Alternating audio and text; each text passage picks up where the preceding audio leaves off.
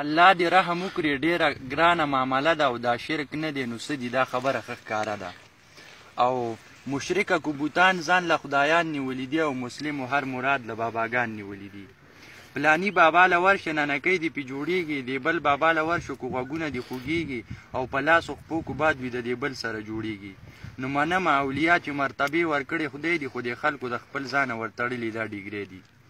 څوک لاړ شي باباګانو له څاروي به تېنه غواړي، څوک وایي کور مې نشته دی بچي به تېنه غواړي، څوک وایي بېروزګار یم نوکري به تېنه غواړي، او څوک وایي دولت را نغدي بیخي به تېنه غواړي.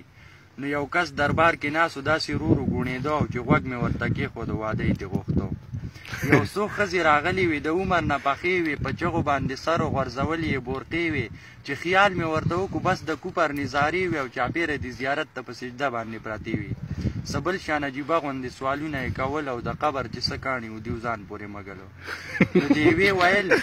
نو د یوې ویل بابا خاوند مې نه مني خبره، تعویز او دم درود پې اثر نه کوي د سره، دې بلې وې زما هم د خاوند نه کېږي یاره، او دا کور تېنه خالي که چې بیا ګرځم بې خطره.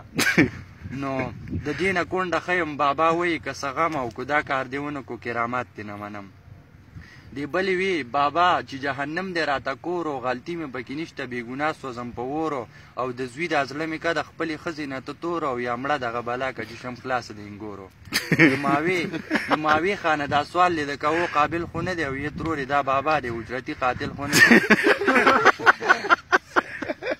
دا ښځې چې انګاره بیا په لار مشغولېدلې، یو بل سره یې خپلې مسلې بیانولې. د یوې ویل بېګا مې ټوله شپه خپې خوږېدلې او سهار وختي خو ځکه دې بابا له هم راغلی. نو دې بلې وې ساده ښځې د ده کار خو بدل دی، دې نورو مسلو لري، د خپو بابا خو بل دی. ډېر ښه جونیر ډېر ښه.